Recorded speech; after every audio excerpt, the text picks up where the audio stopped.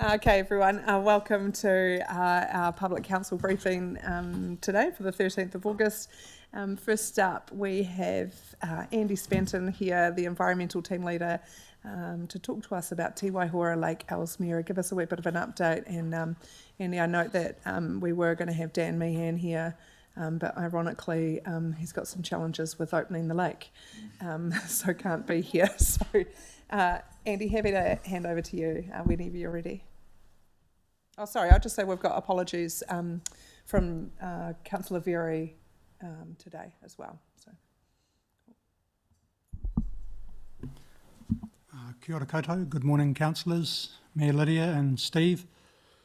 Thank you for receiving this paper, and I note I've got quite a lot of questions that I've prepared some answers for that I've received. So I thought I'd just go through the briefing and just highlight some points in the briefing, and then come back to these questions, and then take additional questions on this. Alex Ross from our Surface Waters team is going to join us as well, and she'll be able to answer some of the questions around more specific to surface water.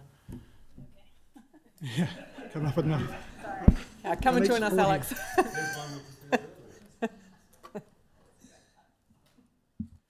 Now, the purpose of the report is to provide some details on the ecological and cultural significance of Te Waihora Lake Ellesmere. I also want to discuss a funding request from the Te Waihora Co-Governance Group, and I have put a small note in here about lake opening information and processes, and as Mayor Lydia said, Dan Meehan is currently managing the lake opening. It is open at the moment, which is good, and flowing to the sea.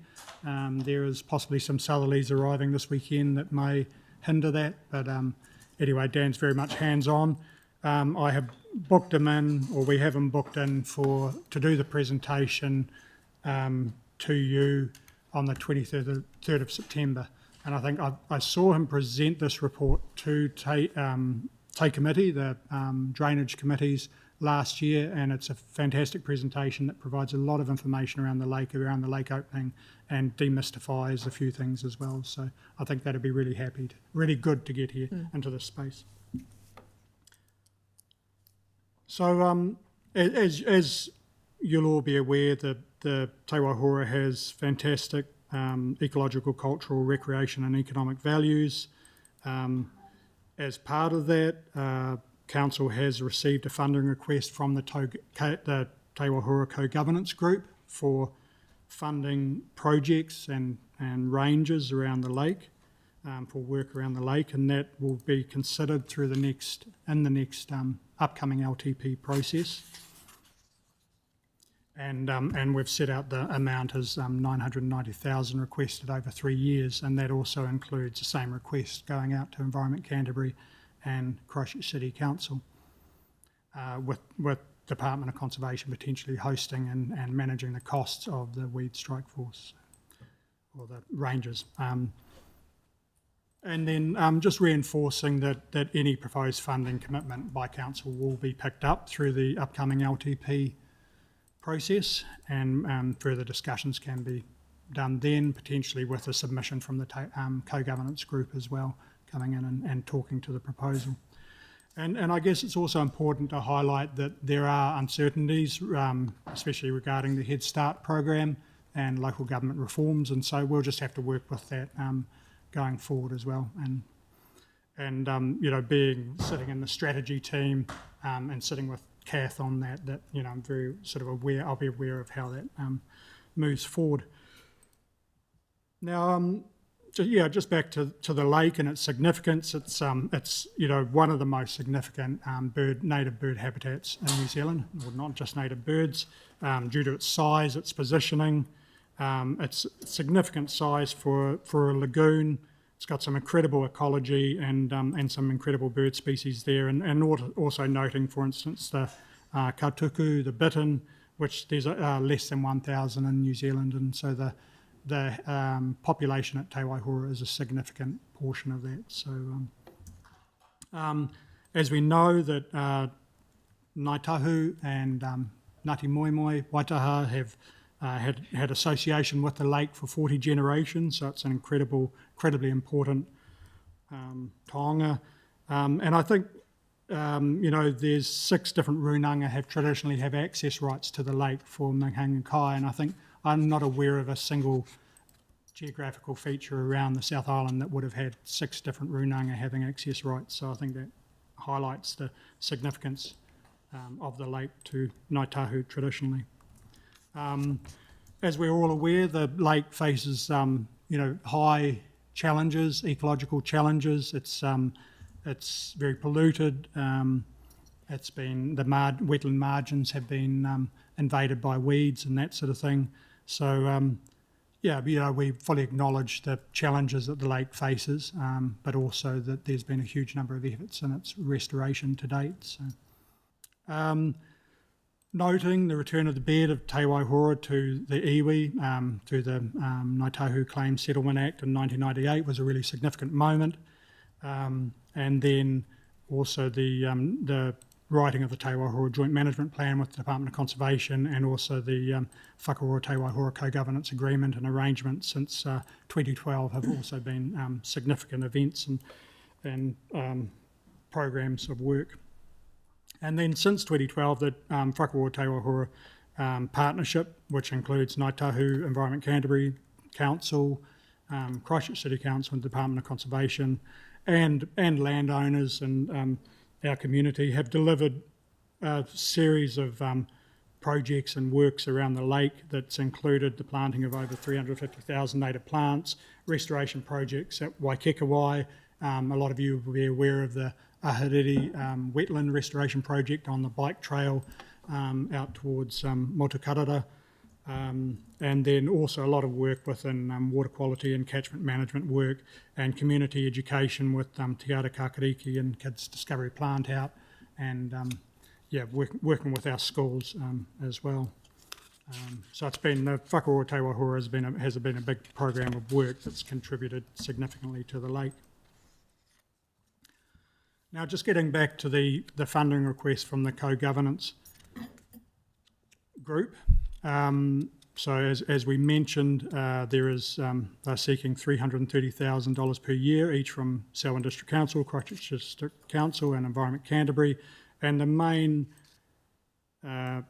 rationale for that funding is for establishing and supporting a permanent Te Waihora Ranger team, well, permanent, I guess, for 3 years anyway, as part of the LTP, and then also progressing biodiversity restoration projects across the catchment and around the margins of Te Waihora as well, and an element of that is picking up, to a degree, the business as usual, the work that's currently being carried out there by the Weed Strike Force and largely funded by Environment Canterbury through that.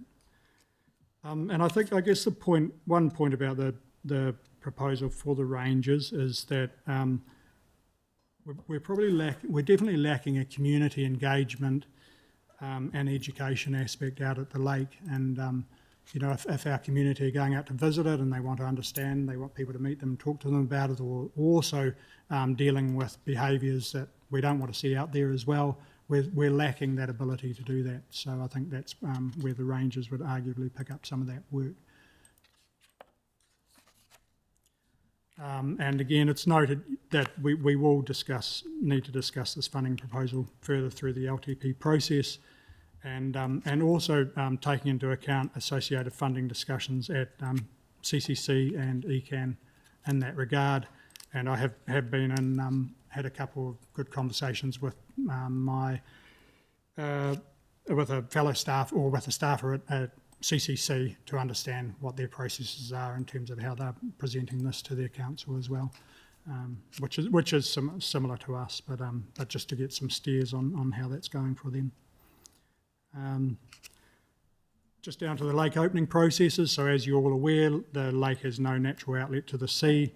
The National Water Conservation Order governs how the lake opening is undertaken.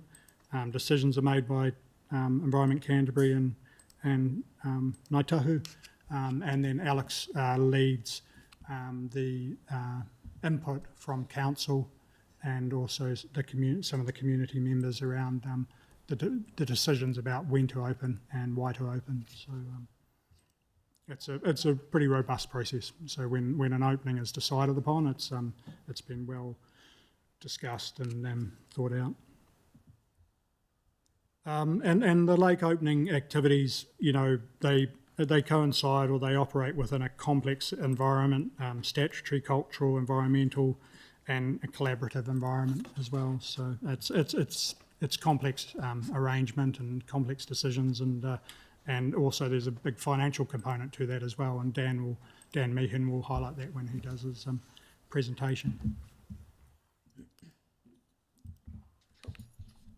So just thinking about the co-governance funding proposal, we note that it aligns very well with the Selwyn Biodiversity Strategy 2024 and the outcomes of that strategy.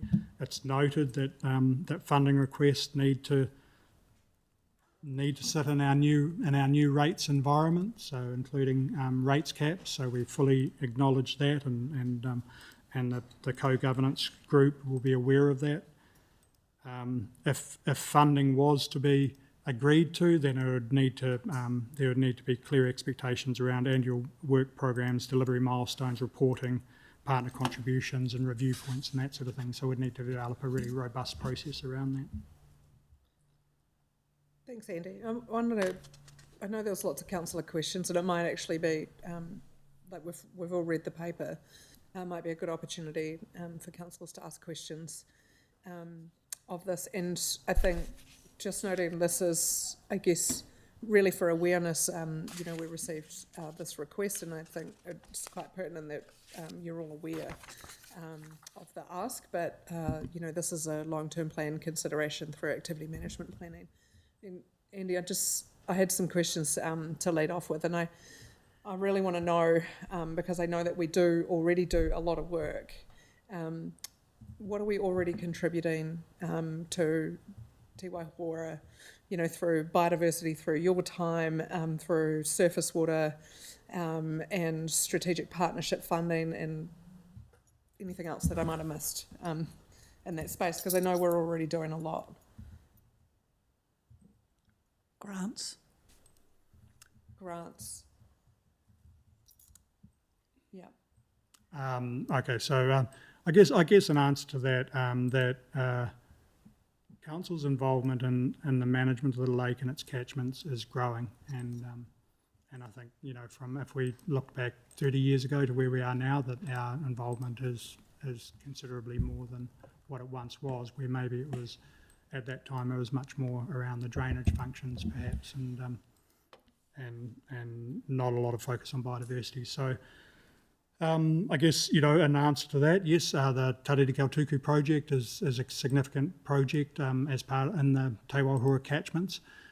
We've also got significant work being undertaken by Alex's team around the development of catchment management plans for our resource consents for our drainage consents. So that's a huge bit of work. We've also got significant pieces of work going on at Osborne's Drain as well, to improve the water quality at that drain before it arrives at the lake. Yes, noted that often our the Selwyn Environment Fund funds activities within the lake catchment and lake margins. So there's we are very active in that space as well.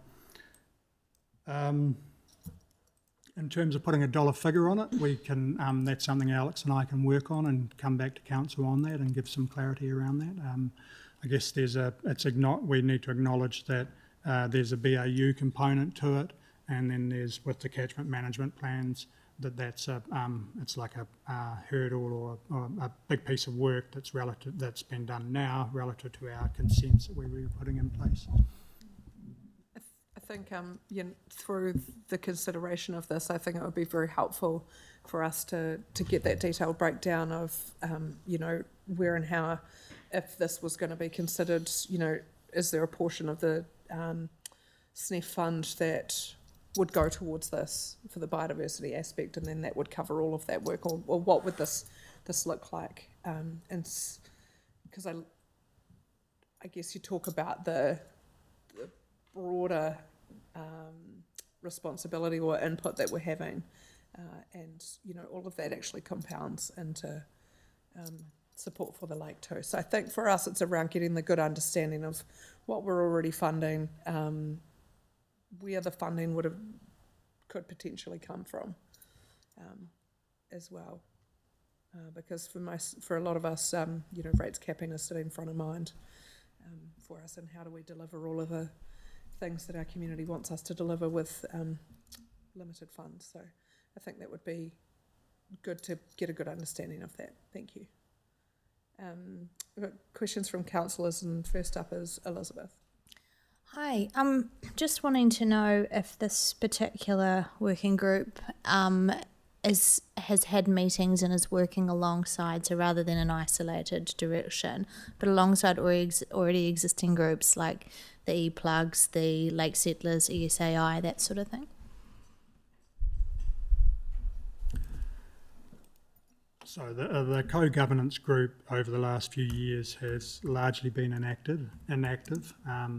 In the last year, there have been 2 meetings that Councillor Sarah has attended, and actually she's attended the latest one. Sorry, and so I guess we acknowledge that that prior to that, there's a group that sits underneath the co-governance group, which is a joint officials group, and that's made up of staff at the different organisations, partner organisations, and I attend that group. And so largely through that group has come the element of coordination across the different groups that are involved at Te Waihora as well, and the different projects. What's the name of that joint officials group, sorry? So that's a Te Waihora joint officials group. Te Waihora. So to a degree, that group has How often do they meet? every 2 months. Okay. That's the one that meets here? Or separate?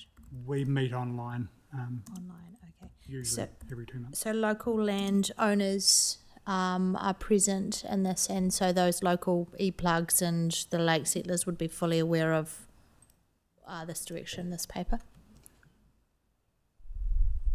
Yes, that's something that that we need to decide on is how we let those groups like ESAI and E-Plug know about the funding request. If they, we can. I think it's good to have a collaborative approach where possible, so we're not doubling up, and everyone's an understanding of the direction we're wanting to travel. I note that the Environment Canterbury Whakaroa Te Waihora project manager runs a Whakakohanga Kōrero group, which is a group that captures a wide, basically all the different groups that are working out at the lake around environmental management, and they have a forum. I think once every 6 months, and everyone has an opportunity to discuss and talk about their projects and work out alignment of their projects as well. So that's a really valuable forum for works that are close to the ground, operational works. Okay.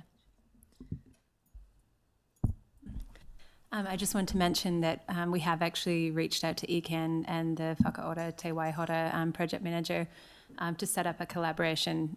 We've, under our land drainage global consent, we've been asked, or there's been some request for us to consider water quality interventions on private land, which we feel is more of an ECAN responsibility, but we want to take a role in making sure that those happen.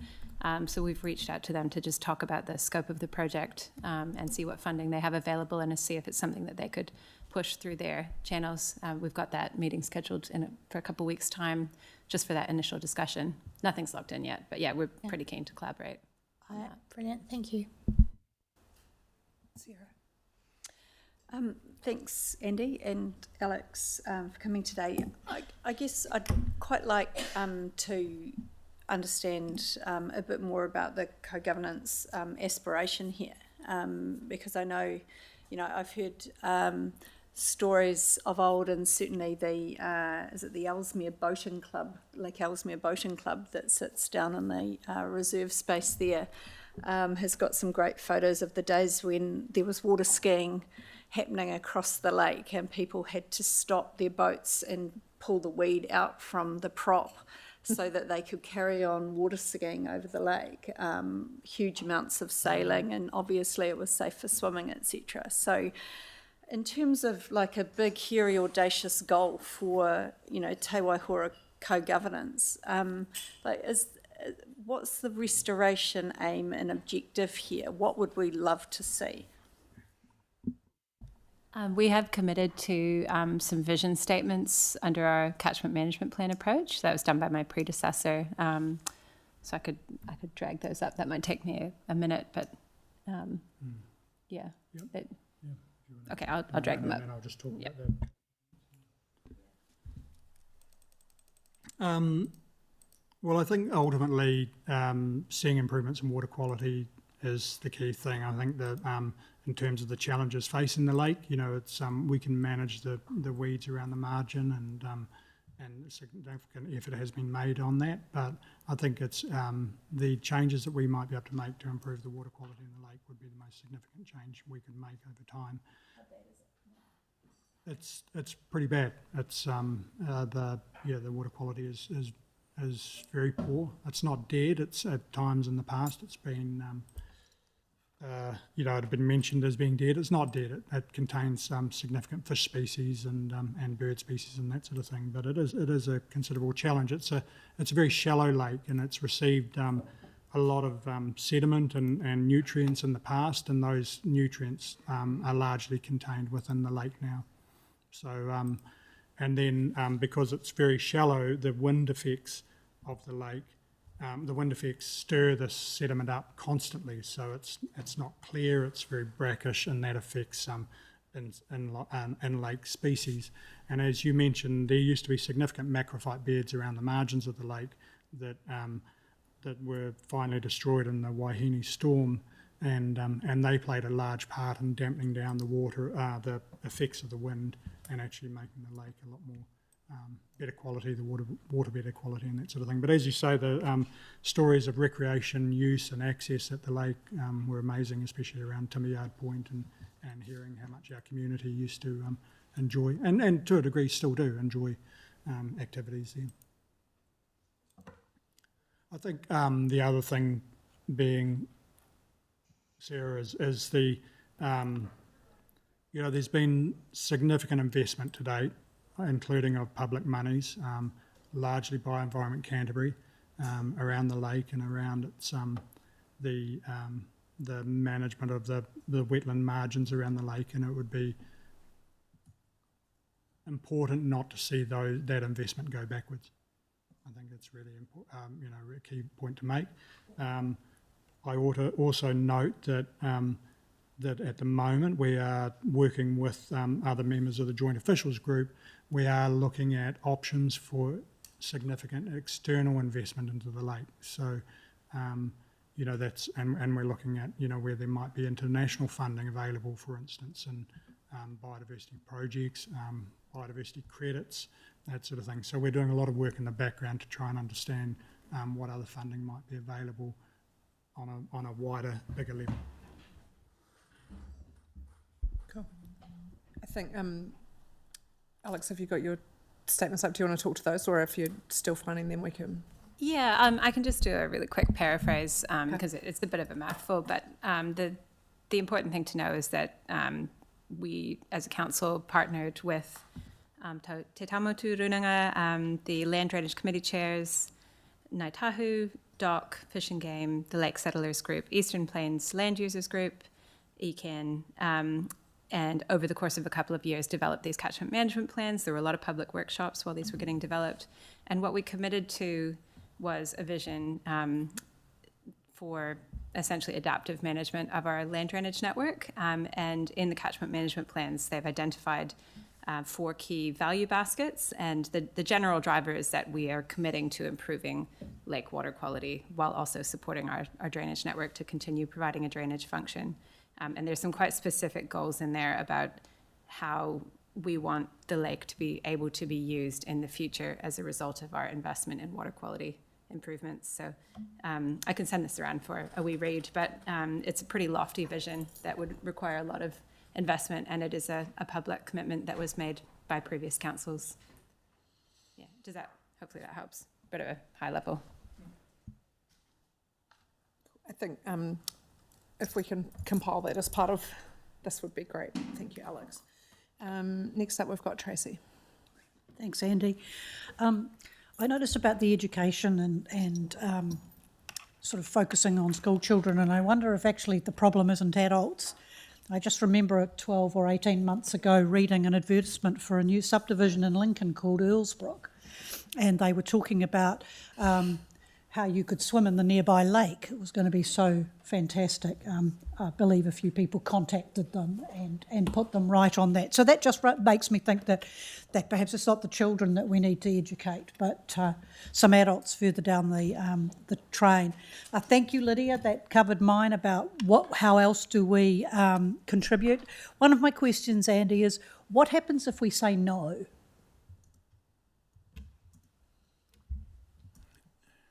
Well, I guess the first thing that comes up is around the risk to the investment that's been made to date, and I think it's recognising that largely the investment around, let's say around the management around the lake and the management of the margins around the lake, so the ecological management has largely been funded via Environment Canterbury, with some funding from the likes of Ministry for the Environment and 1 billion trees and that sort of thing.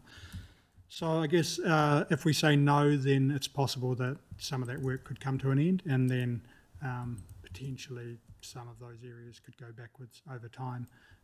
So we might see a drop-off on the momentum that we've created, where we've got a huge number of projects around the lake that are all driving towards the same purpose, and we may see some, considerable loss of momentum over time.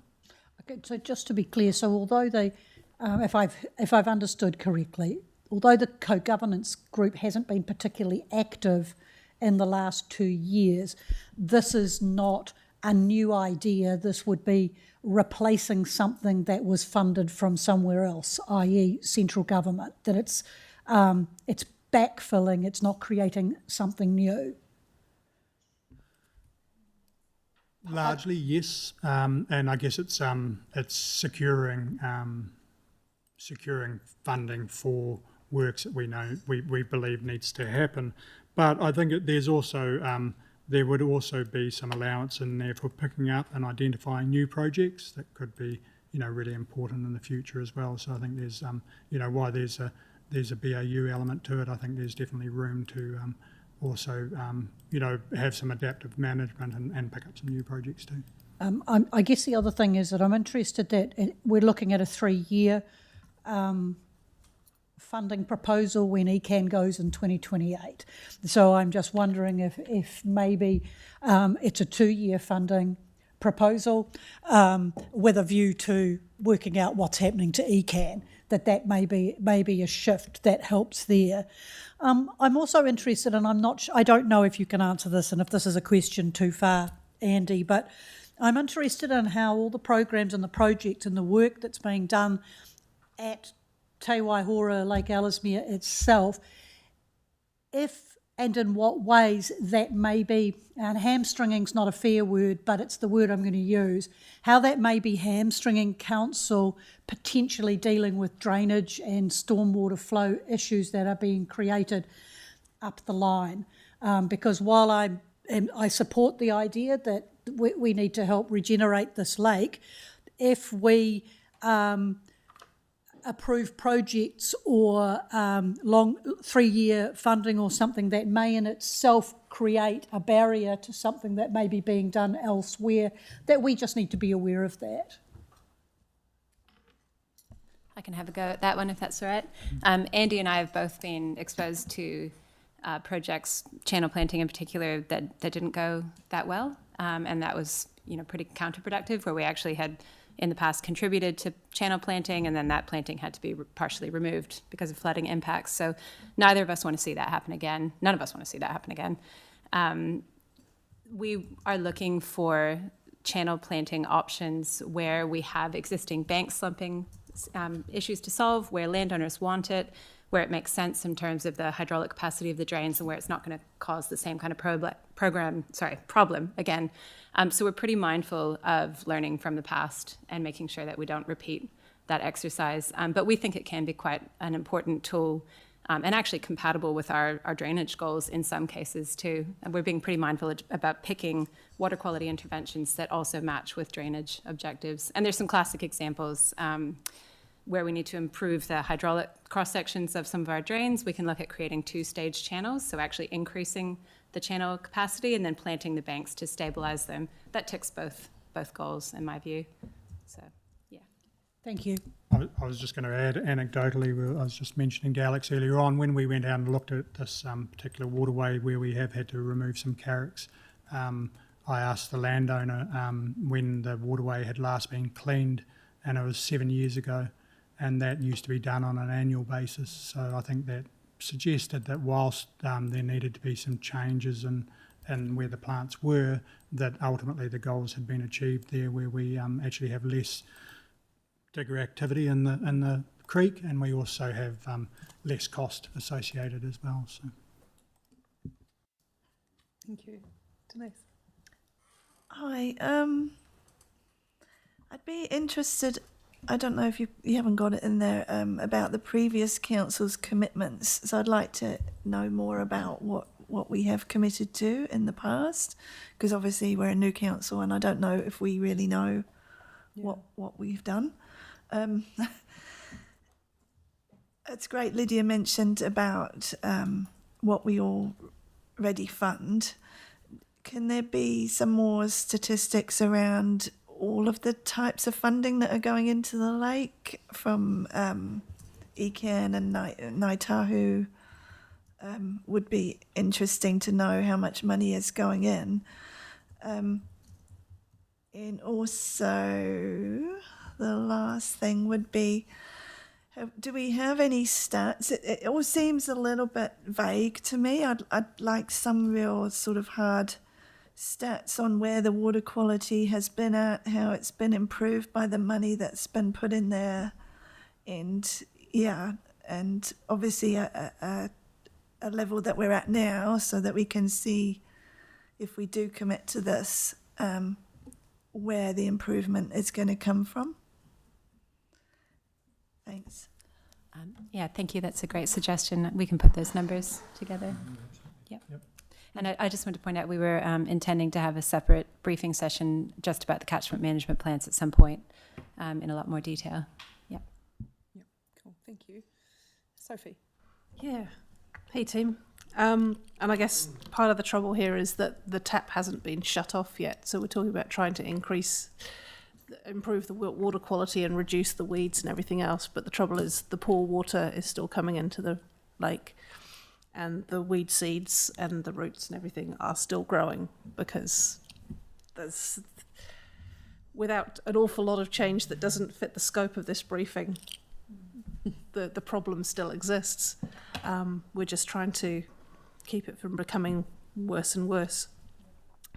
So as far as a question goes, so it mentions in the report that the request for funding for the ranger team is actually building on the existing weed strike force. Could you tell us a bit more about that and how that was funded and how long it's been going?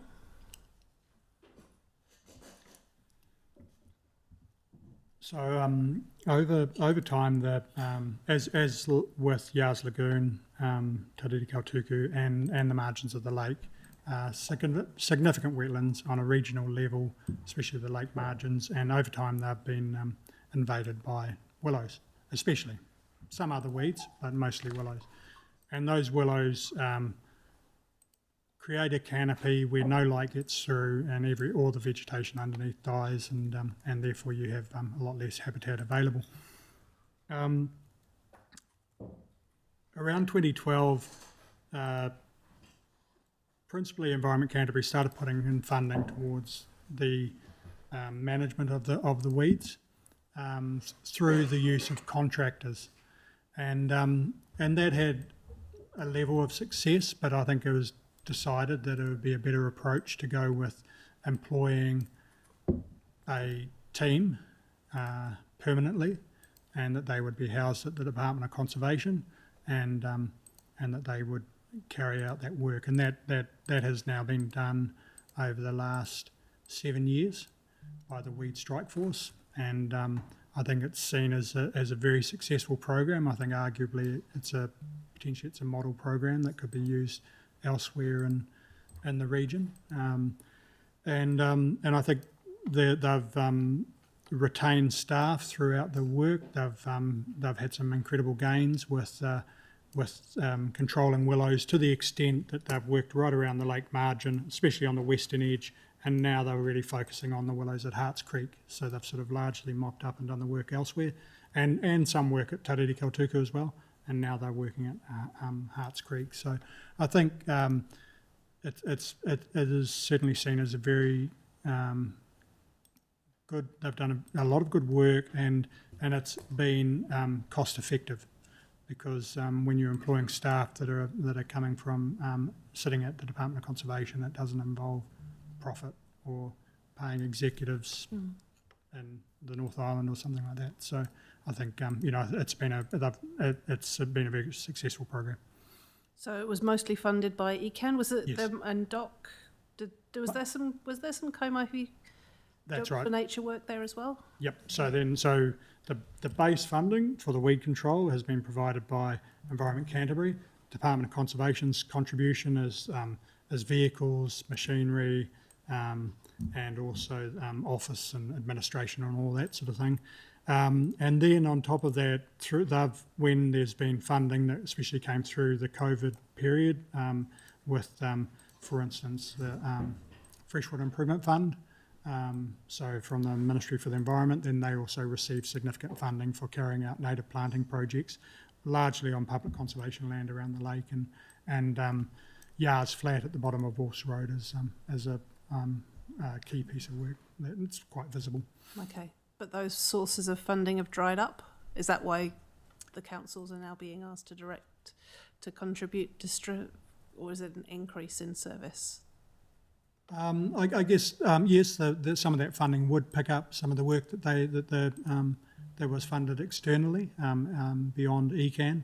I think it was always acknowledged that funding was, especially around the COVID period, was about jobs for nature and was dealing with the potential issues around unemployment at the time. So, but I think I think it would allow that work of the Weed Strike Force to carry on, but also would allow some special projects to be picked up as well. Okay. So let's try and go. I did have a look in the looking ahead thing. So catchment management plans, we do have a PX briefing. It's listed for the 2nd of September, so that's only a couple of weeks away. So looking forward to more detail there. And I guess sorry, I've lost track of where my notes are. So in terms of LTP and the request for 3-year funding, I guess everything in the LTP is at least 3 years, and if not 10 plus years. So yeah, it's all subject to change depending on what Cabinet decides for the structure of local government. So there's if 3 years is needed, it's going to still be needed regardless of what they decide to do. Sorry, what was that? I was making whinging noises and Just making noises. being at the mercy of Central. Right. Okay. Yeah, so I guess the message there then is this work has been being done for 14, 15 years and we need to keep it going. Otherwise, we are definitely going to go backwards because more of the same is, and that's potentially going to impact on the land drainage work as well. Does it creep up into the channels in terms of the weeds and stuff? Because if they're at Tariri Kautuku, then it's definitely in the system as well, isn't it? Yeah. Yep. Okay. So if we weren't funding a joint strike force, potentially we would have to fund it anyway through land drainage maintenance. There would be an element of that. Yeah, we think that most likely would be linked. Yeah. Yeah. Yeah. Okay. Thank you. Thanks, Bruce. Andy, Alex, thank you. Andrew, thank you very much. I'm going to go on to a bit of a different one. I appreciate all the work that's been done and the funding and the topics that have been talked about with all my colleagues. Water quality testing specifically on the lake, how far back do we have? That's a good question. I don't actually have that to hand, but I do know currently we monitor about 41 sites quarterly for our land drainage network. Now we are operating under existing use rights without a strict consent requirement. When we get the global, which we're lodging the global near the end of September, when we get that, could be in about a year's time, that's likely to increase significantly. I think that we've been collecting it for about a decade. Yeah, continuously. Yeah, continuously. So we would still be able to look at that. Can you come back to me on how far back the records go, please? Absolutely. And if you can send me a sample of one of those. So are we testing, I know we're testing for nitrate and all the blame game scenarios. Are we chemically testing? I'm not sure off the top of my head, but I can look into that. We have actually had a summary of our water quality data prepared looking backwards as part of our consent application, so I'll pull that up as well. It would be very interesting to understand some chemical testing, which would be more specific. It wouldn't just be in a water quality test. You would have to probably request it from what's coming in on the territories, specifically paraquat. So are you most interested in looking kind of upstream, downstream? What's us? What's just what inflow? Just so, inflow. I mean, I've got the old saying, and I've said it to many people here, dilution is the solution to pollution. But that does not work if what's coming in is poisoned.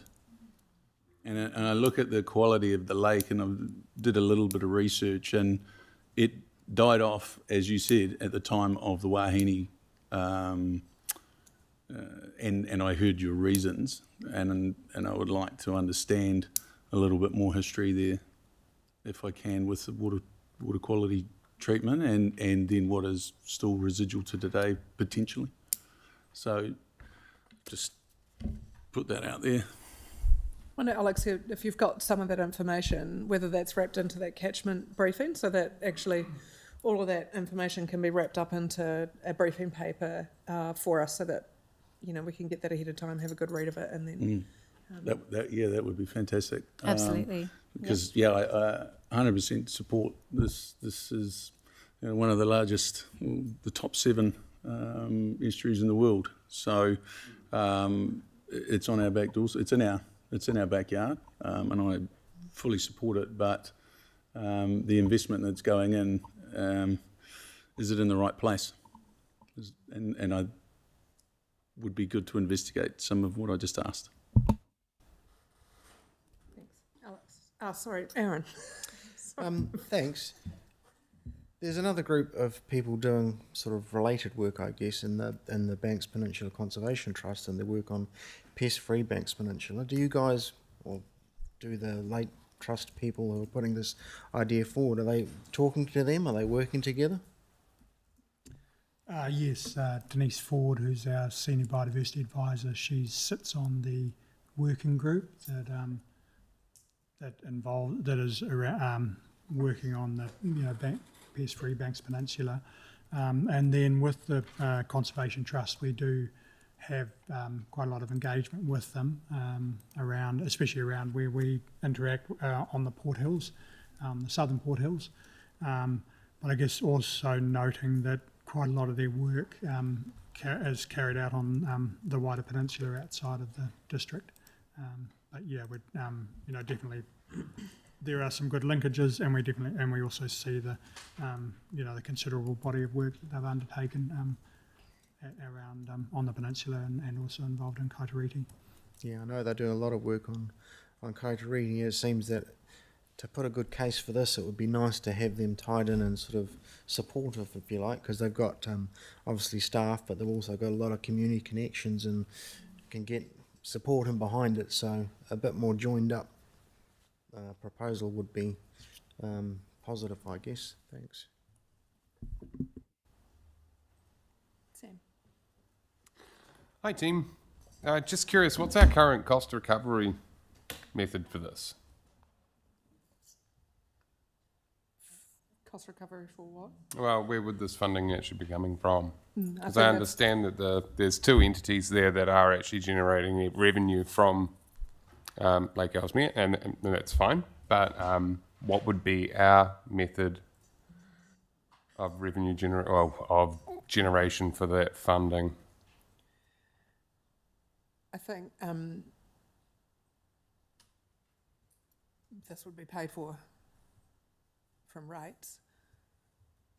So we wouldn't be looking to generate revenue from Yeah. Sorry, I'm using the wrong term, but there's.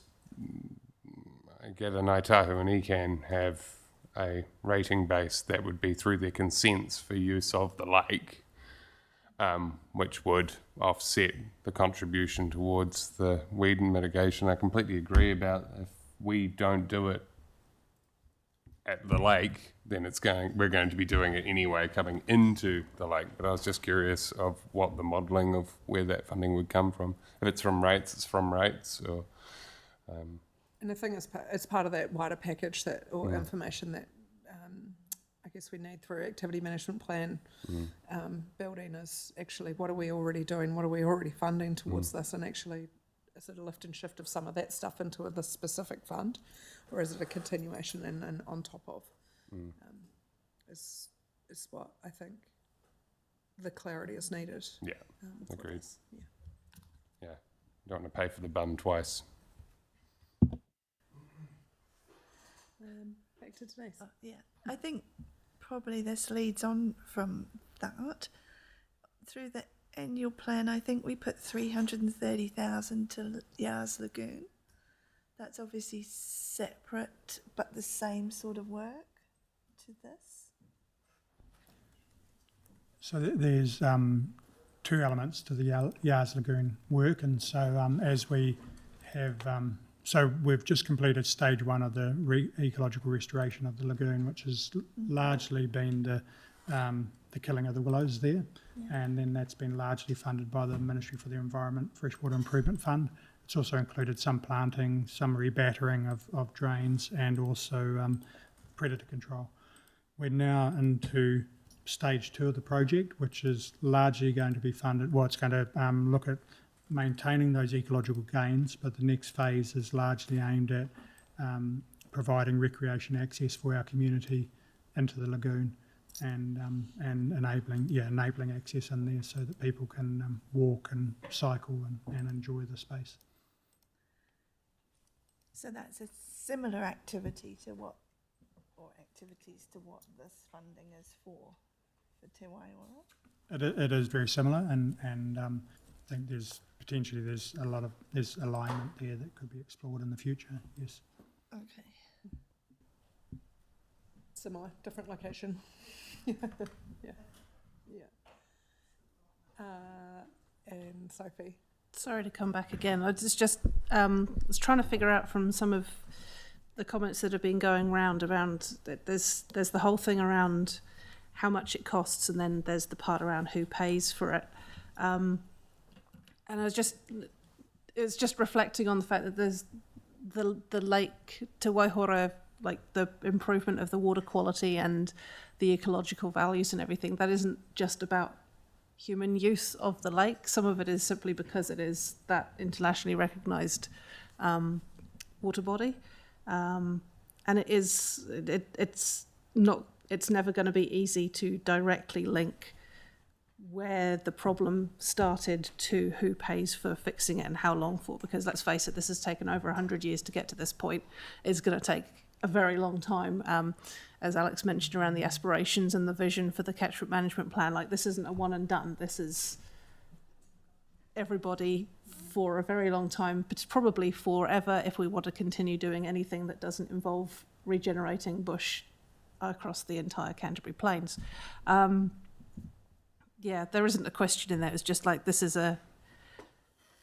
it's more that if we don't do it, as Samuel said as well, like this isn't something that you can just leave and act like it's not going to change something. And there's a lot of different groups doing a lot of different things, and maybe it does need better coordination. But the trouble is, the way we're set up at the moment is there's a lot of different groups, and they all claim responsibility or ownership of different parts of the issue. And right now, not everybody plays nicely or is willing to sit and have a conversation and come with that joint management plan. Which, ironically, is what the co-governance group was set up to do. It's just that not everybody wants to agree with doing it in the same way, which is why we keep coming back to these sorts of conversations about who pays, who does what, and hopefully not making things worse in the process. Well, I think you raise a good point, Sophie, around the coordination, and you want to be rowing the boat the same way. You're all looking for the same outcome, to be honest, and or maybe not the exact same, but you're on the same journey, right? And I guess that's a frustration for lots of things, not just Te Waihora, but actually across the district, of the coordination of everyone trying to do the same thing with the same funding avenues, which is the hard part. We'll go Tracy. Sorry, 330,000 a year, 330,000 over 3 years. Just trying to clarify what's being asked from Selwyn District Council Per year. per year. The second thing is not a question, so it's for my colleagues. I'm just wondering, based on what Aaron said, if we just need to be sure that this is the most efficient and effective way to spend that money, because we do have this ongoing conversation about enabling and supporting others to do stuff. Now, this may sit within enabling and supporting, but I'm just putting it out there about if there's more information that we maybe need around those groups that are doing stuff, and if they're to explore more than one way to skin the cat, I think is what I'm saying, so that we can be sure when this comes to us in the long-term plan that in fact this is the best way to use that 330,000 a year, that there isn't a better or more effective way. That's all. Thank you. Cool. Sarah. Yeah, and I think just to that exact point, and Aaron's as well, it's awesome what Banks Peninsula do. And I think that what we have seen over the last few years, correct me if I'm wrong, Andy, is Gary Boyd springs to mind. He's one of the dock rangers who does a lot around Te Waihora, and a lot of his job is coordinating some of those groups who do stretch a dollar in the community in these types of projects. There's a number of trusts who do the work on the ground for using volunteer labour. And so you're right, it is about making sure that those efforts are well coordinated. And the Whakakohanga Kōrero group, I think, did a really good job, and they still do meet, don't they? At coordinating a number of those sort of on-the-ground community efforts who are really great at spending that funding that is made available to them. But I was just wondering whether there are any questions that we do need to go back to the Te Waihora Co-Governance Group with on the back of this briefing. Is that... No, I don't think... Well, not in my mind. I think in my mind we need to just consolidate a bit of the things that we have here, because we are going to have to make trade-offs with the annual plan, right? And what do we do and what don't we do? And I think for this particular ask, we need the consideration of what are the things we already do that align with this, and is it a lift and shift for those things into this? Because I don't think it can... To be honest, we can't look at more and more and more on top of what we have with rates capping. I think was, more for, is there any clarity that we want on what the proposal is asking for and how it would be spent, because I know there were a few questions that came from councillors, but I don't think the questions are for the co-governance group. I think the questions sit with us and in our organisation. From what I've seen on here anyway, I can re-scout the questions, but yeah, I think there's just a wee bit more for us to consider in how we work. I'll go Big Red and then wrap up. I'm not too sure how it works with Pest Free Banks Peninsula. Sorry. They're funded from the Crown. Sorry. They're funded from the Crown. Right. Okay. So with the Canterbury Wastefill Minimisation Fund, XYZ money gets distributed out, but at the end of 12 months, they've got to come back and actually go, this is where every dollar was spent on. This is probably something I'd just sort of head down here to make sure that this money's actually been spent on there. I think it's around anything that we do, right? For us in this organisation, any funding that is given needs to be accountable, reporting back on what the outcomes have been achieved. So it's, I think, something that's front of mind for the organisation, so agree. Andy, I think there's a fair bit for you to take away from this, so thank you for answering lots of the questions here. I think it's been helpful for us to get a bit of an understanding. I think what we're asking for is, I think we need to understand a little bit more. And Alex, thank you for attending, and I look forward to the catchment management briefing. And I think there's a couple of other things, if we can tag some information into the briefing paper, then that'll give everyone equal opportunity to read the material. Cool. All right, councillors, we are off now until 1 o'clock, where we have NZTA coming in for a briefing. So I'll see you back at 1.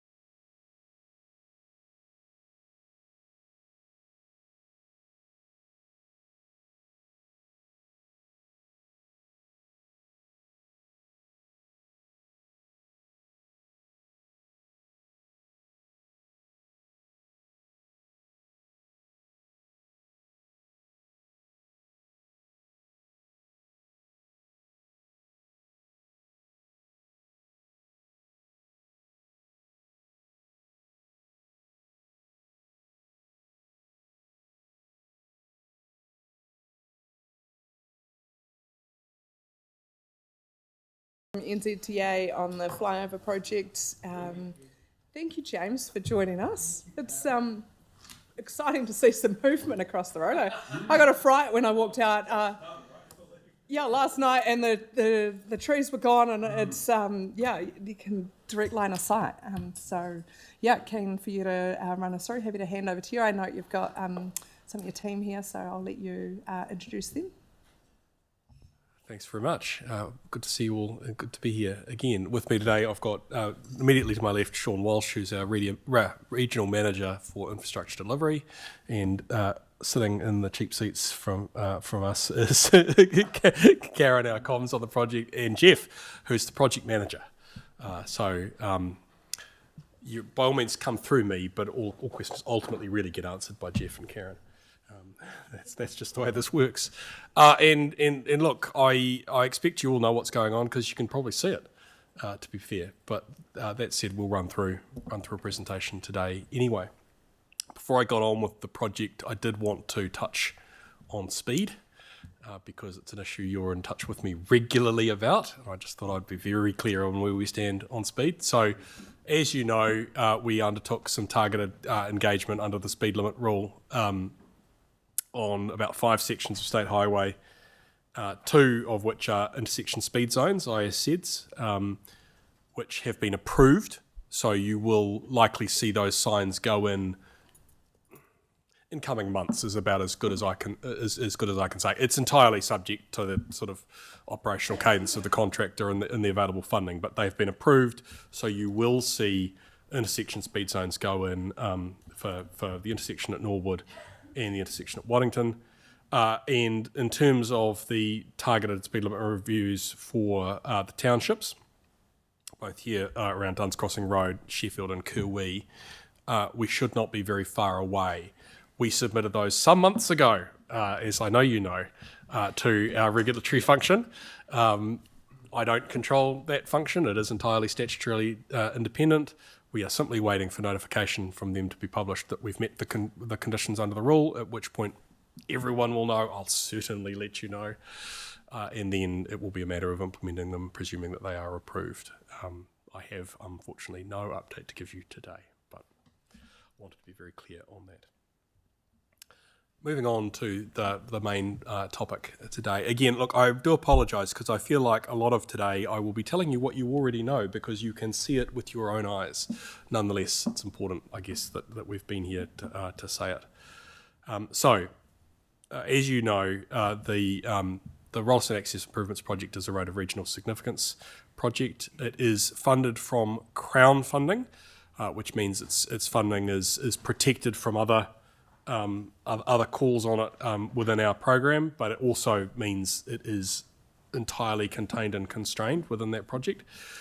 You know that we have delivered Package 1, a new roundabout at Duns Crossing and Walkers Road, making that a substantially safer intersection. It is a joy to drive through. I'm not sure whether your Chief Executive has yet driven through it. I've challenged him to do it a couple of times. But don't worry about him. I drive through it every day. Excellent, thank you. It's lovely to hear. I appreciate it. All times, I reckon it shaves 5 minutes off my journey to work. And safer to boot, which is wonderful. And safe. So yes, the purpose of Package 1 is to deliver that basically new southern entry to both the residential side of Rolleston and to the industrial side on the west side of State Highway 1. And it was a necessary part of the work to be delivered prior to beginning the main works package because we need to be able to divert the traffic through those new entranceways as we begin work on Stage 2. Stage 2, as we've referenced already, is effectively the flyover. Worth referencing the ancillary and supporting projects delivered by the Selwyn District Council to the local road network, particularly on Two Chain Road. Those are essential upgrades to the local roading network, and I know that the coordination of that activity between yourselves and ourselves is really important because we have the capacity to jam up the network if we're not careful. Just for refreshment's sake, this is the main overview of the entire project. It is far too small writing to be able to read on the screen. But if you don't have access to this map, it's certainly available on our website. I'm more than happy to supply it to you. I'll run through some of those key features now. So as I said, we have delivered stage 1 substantially. It is effectively that new 2-lane roundabout at Duns Walkers intersection, including the walk-in cycling subway that lets people safely underneath State Highway 1, which I know is already getting good use. We have cul-de-saced what is now called Old Duns Crossing Road, and Newman Road has been extended and connected in. As I said, I mentioned you guys are busy upgrading, or will be busy upgrading the railway crossing at Jones to Chain, and we've also completed improvements at the Whedon's interchange, particularly the ramp metering, to make sure that ramp clears properly. And I'm well advised that it is now working well, so that's having the desired effect. You will see the final skid-resistant surfacing go down for Duns Walkers with the finer weather coming in October.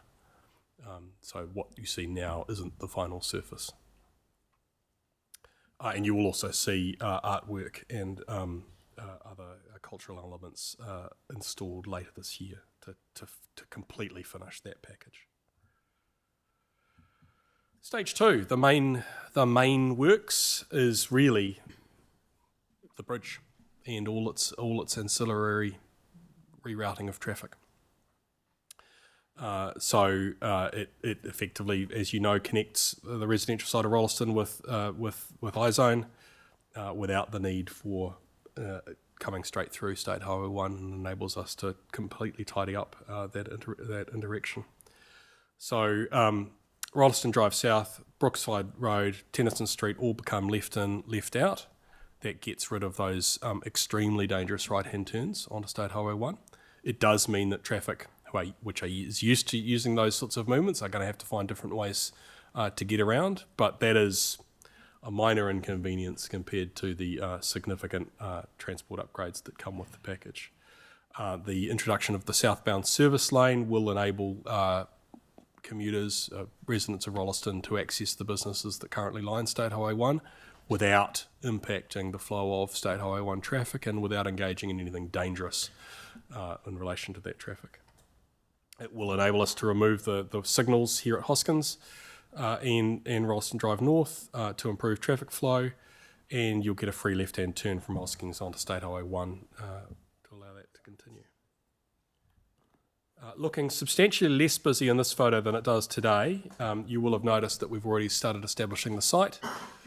You can see the signage up on the fence out there already. So we are busy, setting up now.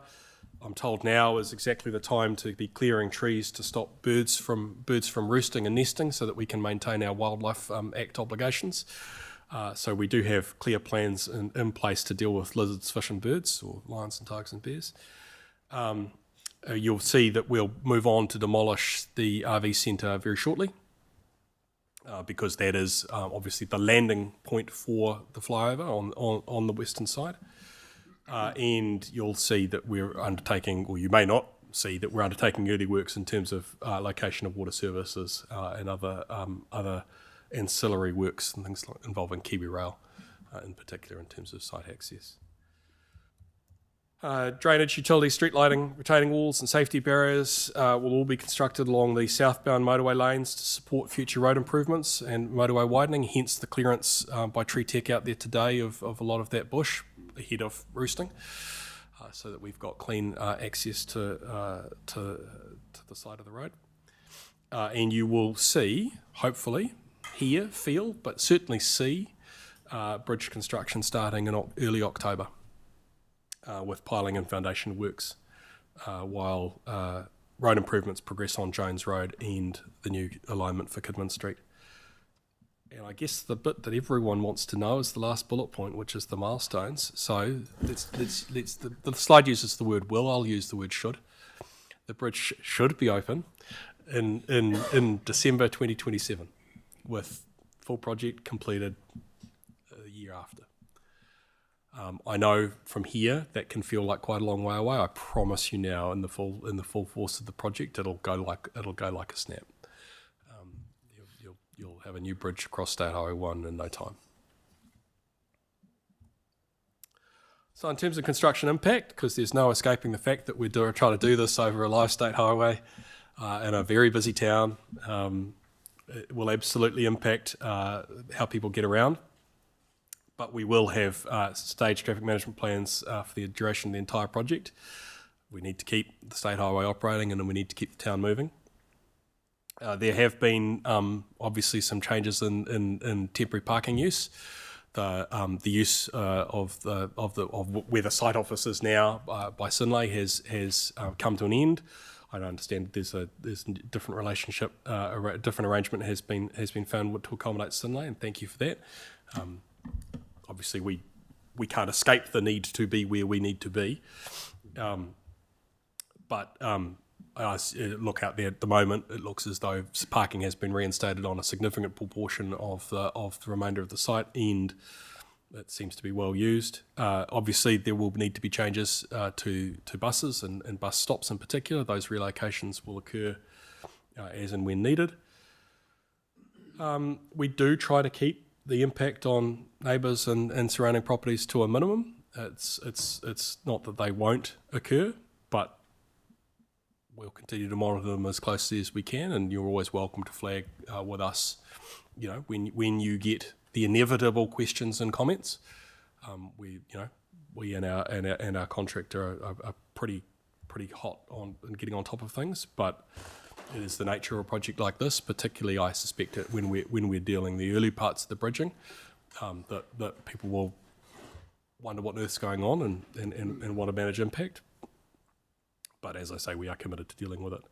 And just to be really clear, even though the flyover goes straight across the railway line, access to the railway station will be maintained through the project. Just moving down the road briefly, as I said, we've completed Duns Walkers. It's our intention, as I told you last time, to move on this construction season coming, so the one that begins in coming months, into Burnham. I talked about the ISZs that are approved in the district, so the intention here is to remove the intersection speed zone at Burnham and replace it with a single lane roundabout. A single lane roundabout that has been designed to be able to be taken to a 2-lane roundabout when traffic capacity demands. We hope actually to have that tendered very soon. Slide says mid-August. By my count, we're not technically wrong on that for a couple of days yet. So still, let's say we still hope to tender that in August and award that contract in October for construction start that season. So as it says, early start, late 26, main construction 27, 12 months to build. Again, as you can see with the improvement at Duns Walkers, the improvement at Burnham should be astonishing and should be greatly appreciated. It's much needed. And just to talk about working with council at an officer level, we talk, I know that particularly Karen and Jeff talk with SDC very regularly. We have a project steering group that you participate in, and we're certainly trying our very best to be as aligned as we can on communication with the public and impacted residents. Moving forward into Burnham, as well as I said, those ancillary projects on Two Chain Road, it really is critical that we are coordinated and we work together. So it's certainly our intention to work as closely as we can with council to make sure that we're not tripping over each other. It's a major set of changes to the network, and we have a real ability, if we're not coordinated, to gum the system up. So we'll do our very best to avoid that. And look, in my experience of these sorts of projects, the best thing we can do is talk openly and honestly with each other as regularly as possible and share anything that goes wrong.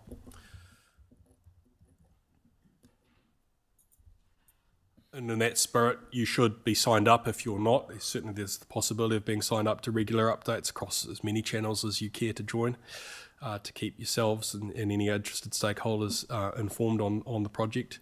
We have monthly e-newsletters. I know that the council's busy pushing our messages too, and greatly appreciate that. There's a great project website. I'm not sure whether you're going to imitate the residents of Ashburton and end up challenging our comms with your own citizen comms for the Ashburton Second Bridge project down the road.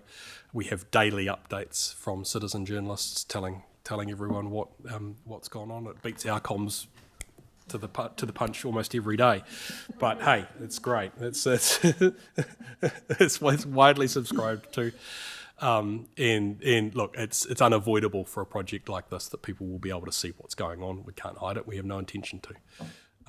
But there are many avenues to find access to information. I guess the one thing I would call out on this slide that I think is always worth knowing is if residents are particularly interested or impacted. We do have project emails and project phone numbers that they can ring. By all means, come through me if you've got a general inquiry. That's perfectly fine. But project-specific stuff, it's always going to end up directed directly at the project, and so the project numbers and emails are always a good first point of contact in terms of project-related questions. And that's honestly all I've got for you today. So I'm happy to answer questions. Cool, thank you. I have a couple of questions. The working group that you've got for Burnham Roundabout and then Two Chain Walkers. That's connected in with the Defence Force. Yeah, we talk to the Defence Force regularly. Cool, thank you. I've got a couple other questions, but they're not really related to this, so maybe I'll wrap those up at the end. So we'll go to councillors. And so first up, I've got Big Red. Thanks, team. Great presentation. The Duns Crossing Road roundabout's fantastic. Well done on that. But I just have to ask the question, have you found any cash under the mattress to do 2 lanes under the overbridge? No. But good question. I think the cash under the mattress has really gone to the Burnham project. Yeah, securing that project, wasn't it? Tracy. My question is, where do removed road signals go to die? Oh. I noticed that Hoskins Road there, you're removing one. I just wondered, where do they go? That's a good question. Do you have an intention? I do have somewhere that it could go. Oh, well, Jeff can answer. There you go. Look, see, that's why we have someone like Jeff in the room. Come up, Jeff. Come on. We do salvage that hardware, so all the signal aspects and poles and all the cabinets, control cabinets are salvaged and taken to a central point and then reused either when poles get damaged or whatever. So that they're not taken to landfill, but Okay. they are reused. Okay, so you save them for parts, essentially. Yeah. Okay, no, cool, thanks. At Duns Crossing Road, the flashing 60 signs we have, I know we're reusing them in a different location. Yeah. No, I was honestly, I was thinking wanna if just your pop your answer mic was on? less than satisfactory, that we've got a couple of places that are looking for traffic lights, so thanks for the answer. I see what you're doing there, Tracy. I was going to let it play out just a little bit further. Look, we're right into thrifting and reusing, and if someone's got something efficiency and value for money is really important. But no, to the point that Sean made, things like the intersection speed zones. When we take the one down from Burnham, that will immediately get reused somewhere else in the country. It's just that we don't carry surplus. Well, you'll probably just pop it further down the road at Norwood. That would be my hope, but yeah, that's right. Not far to transport. It's not, is it? No. Cool. Sarah. Thank you. Hey, just wondering about sort of disruption to traffic flow that's going to be happening during and then after these works have been completed. Presumably for a while there might be no access down Rolleston Drive.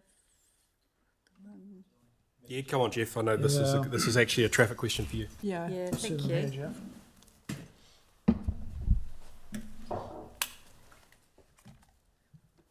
Probably best to start by explaining the basic philosophy this contract's been set up under. It's, as James says, it's essentially a 2-year contract. The first year, i.e. up until just before Christmas next year, the philosophy is not to impact existing roads as much as we possibly can. Mm-hmm. So that That's the highway and the likes of Rolleston Drive. The exception to that is Jones Road between Hoskings and where the flyover lands. We need to rebuild that to be ready to receive the traffic when we put the traffic on the new bridge in December next year. But essentially everything else, we're trying to stay away from the existing road and keep the network flowing. So a lot of the work we've been doing to date has been night work, again, to reduce the impact. As with the motorway at the moment, we've pulled that lane drop back towards Whedon's, so there is some impact to create a bit of working space, but as I say, basic philosophy is to not impact the existing network until around about, we'll start planning that traffic management around this time next year, and then you'll see, of course, we have to get the traffic around the tie-in points, so where Kidman and Rolleston Drive intersect. There may be a temporary detour for a while for Rolleston Drive until we can move the traffic onto the new alignment and get everything going. We're very fortunate here. We can build a lot offline or out of the way of the existing traffic. Cool. And so as part of that, when traffic flows are disrupted, do you sort of forecast and anticipate where that traffic will likely be going, and therefore working with our team, are there any upgrades to roads or intersections that are required? Yes, we do. There's a lot of work goes into preparing those traffic management plans. So they have to go through an approval process. Part of that approval process is consulting with the likes of SDC on what we intend to do. Are there better ways of doing it? What are the risks? There's a lot of modelling done to anticipate any delays or, as you say, rerouting of traffic. And only earlier this week, I was talking to Megan, who's your PM on Walkers Road roundabout and two-chain Jones realignment, to talk about what we're doing, what they're doing, when we're doing it. And actually, sometimes there are opportunities. Like if you're closing the road downstream of us, it creates an opportunity for us, or vice versa. So it's not always negative, it's sometimes positives. Yeah, brilliant. And so, for example, potentially increased use of the Whedon's intersection there as we progress with works. Yep. So I guess firstly ensuring that, you know, Whedon's Road with more traffic on it is going to be fit for purpose in future, but also warning our community potentially that there's going to be higher than usual traffic flows, etc. Is that sort of part of the plan? Again, that's part of the traffic management plan. When we are looking to do something that we know will impact, or people may want to make the choice to take an alternate route, we'll have what we call variable message signs. Those are big digital signboards that we put up on the side of the road to advise of the upcoming work and even suggest alternate routes. But as James was saying before, Whedon's is intended to be one of the main access points for Rolleston, both residential and industrial. And in putting that ramp metering in and the extra bit of pavement width there, we've really set ourselves up to encourage more people to use that. One of the reasons we did it early was to get people used to using that before we start work down here at Hoskings Road, for example. So that they've got a year to get used to it, but probably around this time next year, we might be looking to take that right turn into Hoskings out from the highway. Cool. I guess I'm interested in particular in Whedon's Road. So we've got Whedon's School currently between, you know, that roundabout and West Melton, and there's an increasing amount of traffic going through there at 80 kilometres per hour. You know, it's only speed controlled during those school, very specific periods before and after school. Do we have the sort of forecast figures of what we're expecting vehicle movements to be through there? That's first question. Do we sort of forecast that increase in traffic flow? I'm sure it is. I haven't got those figures with me, but it will have been calculated. Yes. Right. Yep. Okay, it'd be good to understand that, as I know Denise is also interested in those school safety speeds through there, and whether we're able to ensure that that is controlled at a safe speed. And then the opposite side of Whedon's Road, down towards the south, where it then intersects with Selwyn Road, that intersection is notorious at the moment. It's super dangerous. And so is there sort of any thought to when we might need to look at an upgrade of that intersection if we're going to be funneling more traffic down that way? Those would be good questions to ask your team. Yeah, that's us. Great. Yeah. Cool. Yeah. Great. Yeah. Thank you, Peter. Yep. Yeah, perfect. Thank you. Elizabeth. Just looking at the picture up here. Sorry. Just a quick question. What's in the middle of going in the middle of that? It's done. It's got flax and grass. Oh yeah. Oh, that's Of good. the roundabout? Yeah. Yeah, it's already there. Unfortunately, that's quite an old photograph. No, I forget. Yeah, that's from the celebration of the completion of one side as they switch over to the other side. All right, But okay, it no, looks a that's lot cool. better than that now. So the Burnham one will also have plantings in the middle, not going to be just a solid concrete. It'll be similar, I expect. Similar, Yeah. okay. Yeah. Do they have kind of the buffered edges for heavy vehicles, wider heavy vehicles to... Yeah, there is a concrete apron on that, so Okay. the trailers that cut the edge, we don't want in the landscaped area. It also actually, there's a second purpose for that. It creates a space that means that when we do maintenance on that landscaping, we don't have to close the adjacent lane because we've got that extra separation for the workers. Oh, yeah, brilliant. What speeds do people come into those? Like, what are there going to be changes of speed zones coming into that Burnham, in particular, the Burnham roundabout?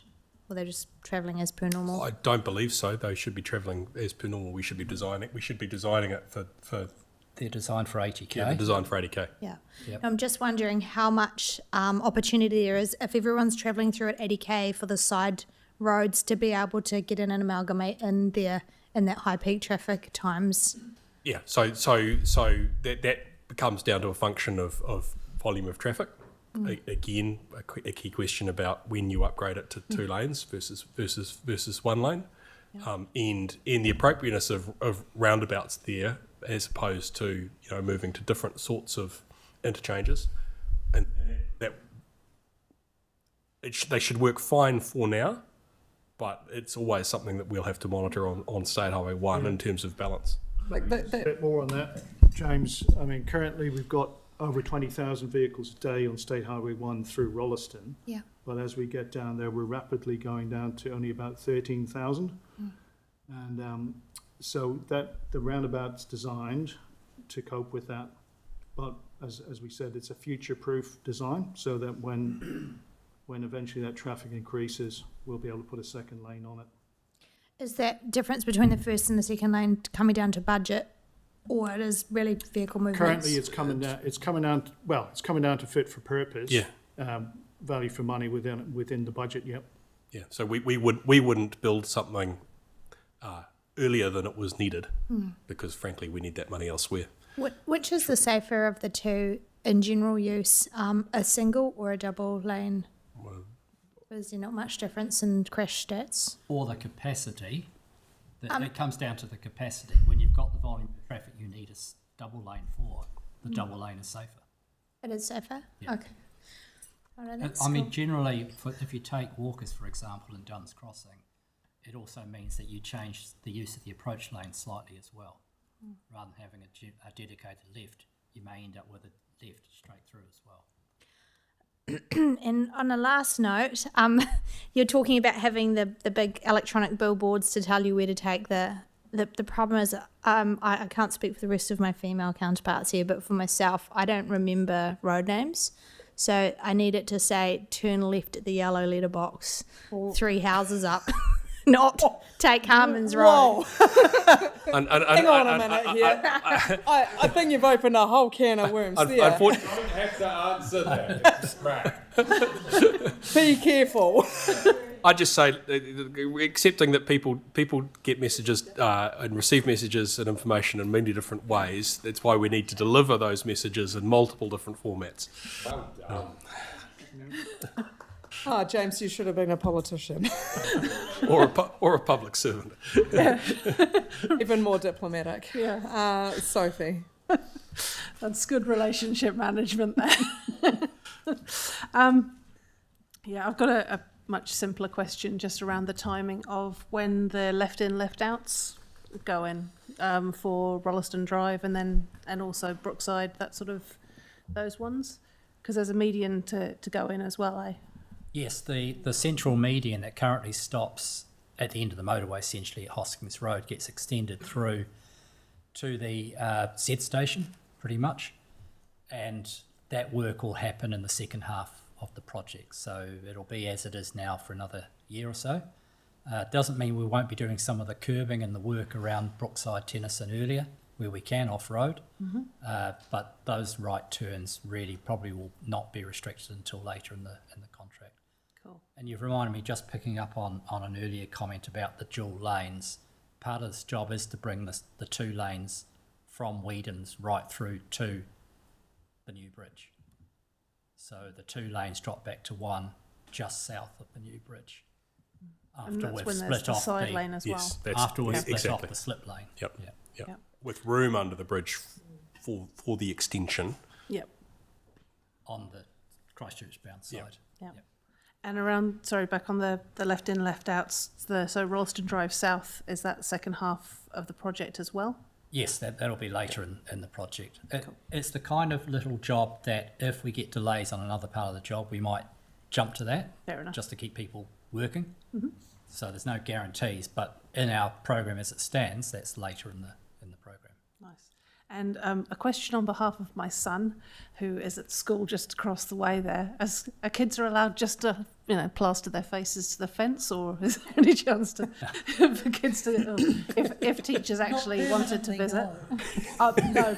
Well, I don't know. That would make life quieter at home, but What we are looking to do is put a project board up near the bus stop on Goodman Street, so people can understand what's going on. We'll put some updates on that on a fairly regular basis. And as part of our kind of comm strategy, we probably will be approaching the local schools to see if they're interested in school visits. Probably when we've got a bit more interesting work going on, such as the bridge. So probably next year.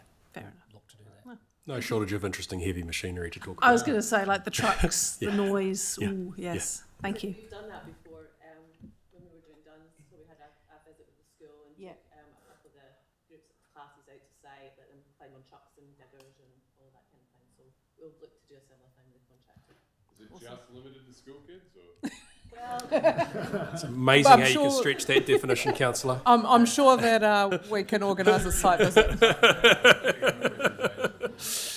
We'll organise a site visit. Sure, we can organise a site Yeah. visit. We'll let you out. Yeah, you can have a look around. Cool.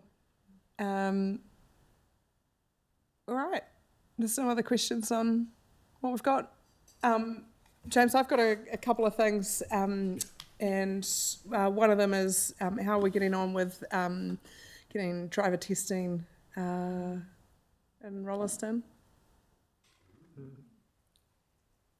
You remain high on my list. The short answer is I know I have communicated to you before is twofold. One, having trained officers who can undertake the driver testing, and the resourcing to base them further afield than we currently have. So we'd love to be able to expand services to Rolleston, but we don't have the number of trained officers or the resourcing behind those trained officers to expand to Rolleston yet. All I can say, as I've said to the Deputy Mayor of Queenstown this morning, you remain high on my priority list. There's two very significant growth areas in the country who we need to expand services for, and at the moment we're just resource constrained to be able to. They have driver testing there Where? in Queenstown. Yes, they do, but Yeah. they don't have enough. Yeah, and they do in Wanaka And too. they- Yes, no, I'm not. It's not a competition. All I am saying is that existing services for growth areas are quite constrained.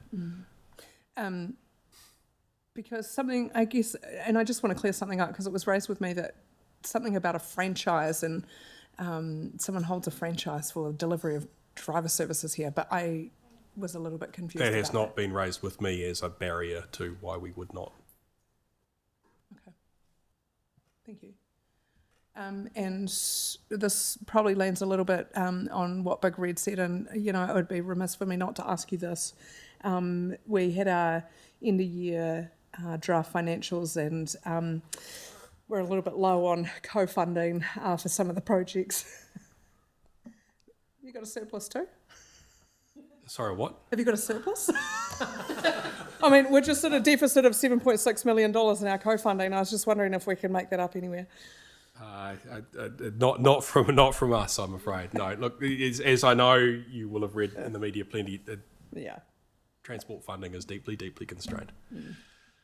We are looking for savings wherever we can find them. Yeah, look, I understand that, and look, I mean, we're grateful for the investment that we do have. We've got a flyover, we've got Duns Crossing, Burnham's coming along, and we also have our other co-funded projects. So it's a little bit tongue-in-cheek, and it's been a bit cheeky with you, but yeah, we do recognise the work that you are doing in co-funding for us here in Selwyn. So thank you very much. Oh, wait, we've got some lights back on. They're all back on. Yeah, it was. Oh dear. You go. All right. Well, you've got 25 minutes left. So, Sam. Can I still? Again.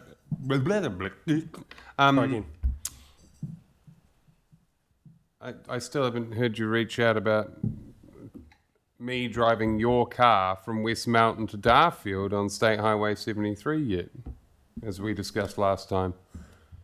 I'm happy to take yours, but I won't be swerving the potholes, just to sort of... Sorry, Councillor, I forgot. More than happy to set that up. Awesome. Beautiful. Thank you. Lock it in, Michael. Thank you. Mine's a, while we've got you in the room, question. At a residents' association meeting last night, we had a resident asking about whether it's possible to get an assessment done of the intersection of State Highway 73 and Torlius Road near West Melton. Couple of K out of West Melton towards the west, and just increasing traffic down that road between Darfield and West Melton off 100 zone, and quite a hairy intersection when you turn into that. You're talking about Halkett? No, Torlius Road. So you mean assessment from a safety point of view? Yeah. I can ask. That'll be great, thank you. Elizabeth. Following on from that, Dunsandel, has there been any more discussions around looking through how safe that intersection is at Dunsandel for those that need to cross that road?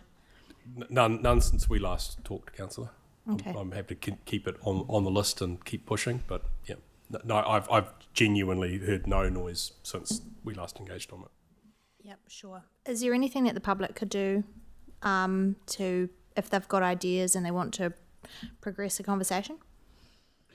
Other than via you sending them through, not particularly. I mean, we're busy building our program for the next few years at the moment. That sort of work will always be moderated by actually the sort of assessment that colleague was talking about in terms of priority intersections, and particularly this district, there's no shortage of priority intersections. Yeah. So I can't even guarantee that something's going to leap to the top, but asking the question, being clear about community desire is always important. It's always a component. Just coming back to the driver's license testing, because obviously it's incredibly important for enabling people for employment opportunities. Absolutely. Do you not offer a subcontracting option to bring subcontract and bring others in to deliver those functions? We still have to have the money to run the simple amount of the cadence. So between the revenue, by the amount we've got. Between the revenue that's generated, is there a massive gap between the cost of providing the service, the revenue of those paying for it? It's large in that sense. It's largely revenue neutral. It's what, sorry? It's revenue neutral. It is. So if it's revenue neutral, then how come that subcontractor option is not available? Oh, I'm saying we don't have the surplus to go and stand up new functions that might pay eventually, but we're not. Yeah, we are capacity constrained on the ability to expand at the moment.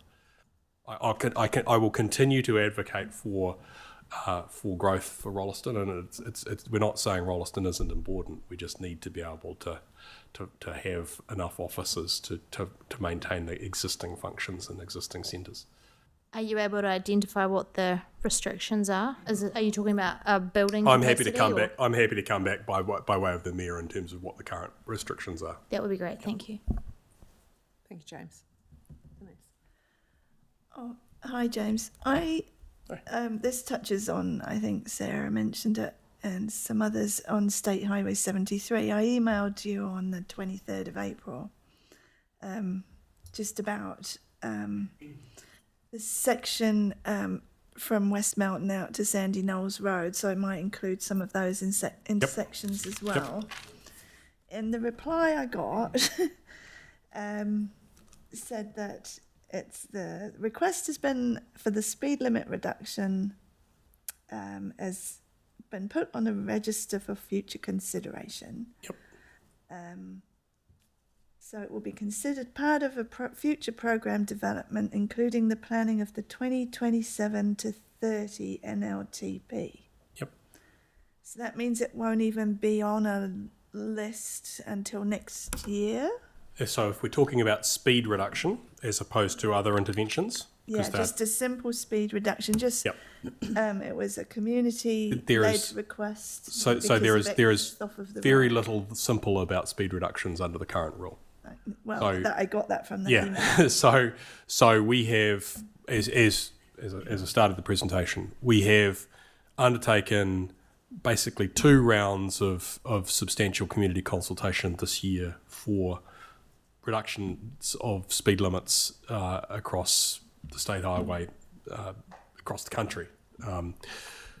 The first lot is, as you know, still not quite yet through the system. That has taken somewhere in the order of 8 months from consultation start, so that ignores all the pre-work up to consultation before it's through the system. We are finishing up consultation with another group of communities now ahead of the election. I would hope that moves faster, but it may not. So let's just assume that completes early next year. In terms of its regulatory process, we won't be able, within the current funding round, to be able to undertake any more consultations. This cycle. That brings us to the new funding round, which is that 27-30 NLTP period from 1 July next year. There is no escaping that the rule requires us to undertake an extraordinarily long and arduous process. So, for communities that want speed reductions, even on limited parts of the state highway network, they have to go into a list like that register, which is how we list them, where we effectively take all of the requests, we work out where the most important requests are that we can do with the resourcing that we've got, and we bite off what we can. That's about as good as we can do in terms of the process under the current rule. And the other avenue is a new rule change. It's important that list is the entire country. Correct. Not just our list. Nope. And so, it just worries me because, I mean, obviously about how fast the development is here, et cetera, and so it's worrying that it takes so long. Or not only that it takes so long, but even if there is community desire alone is not enough to lower the speed, right? The road environment in particular has to be able to warrant it under the rule. To be clear, we have a lot of communities who may want speeds lowered. Arthur's Pass in this district being one really obvious example, where they are very clear that they want the speed lowered. We're very clear that they want the speed lowered. The rule will not allow the speed lower, so there is little point in us coming to consult them about whether they want it lowered because we can't lower it. One of the big factors of us being able to get Sheffield and Kirwee across the line was the fact that it's a 70 kilometre an hour. Correct. In what is now a township, so it is particularly difficult because we had quite a suite of requests for you, and those are the ones that came out on top, and that was still 3 years of us trying to get that there. So it's not an easy process for you because you're constrained by the. As are you for your local roads. Yeah. It's the same process. We as the RCA are running the same process you are for local roads to the regulator. Yeah. I'm not going to say anything to that. Oh, well, I mean, like, to be honest, there isn't much more to really say. Like, It just seems because they're quite high crash areas. There's the rules wording is the rules wording. Yeah. I'm entirely bound by the rule. I don't write the rule. Yeah. We wish that James had like 5 free a year he could just give a tick to, you know, like And if give he them all could to us. just, select those from his favourites list.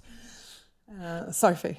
I was just thinking what excellent question that would make for a candidate night in a couple of months' time. Sophie thought, Denise, around land transport government policy statement. Yeah, and that was the first part of my question was going to be, obviously there's like, as Tracy calculated earlier, like 15 sitting days before, but any sign of a GPS land transport yet? No. I love how you're checking your phone just in case it's turned up. No.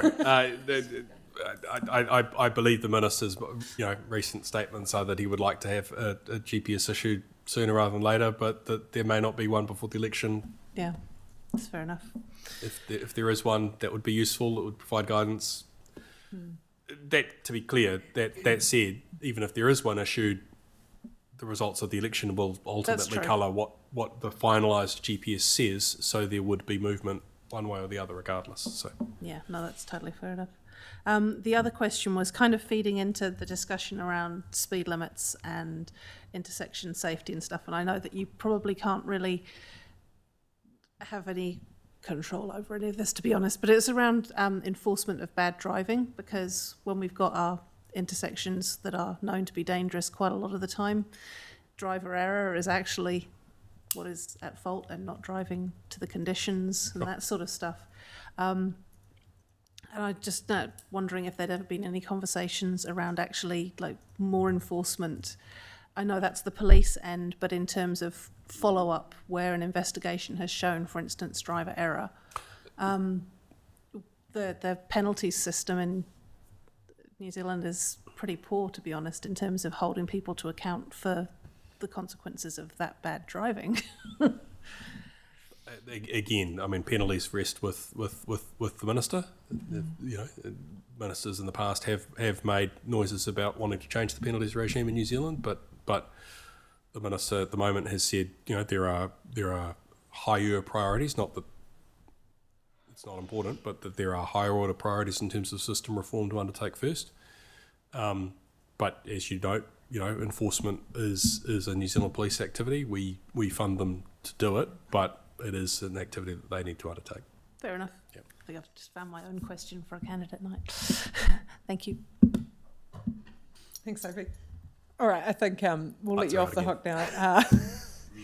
Look, we really appreciate the being able to have a free and frank Q&A session with you too. It's particularly helpful for everyone. So, councillors, that takes us to the end of our public briefing today. So, thank you very much. Appreciate the time, and look forward to the site visit when there's a bit of activity going on. Agreed.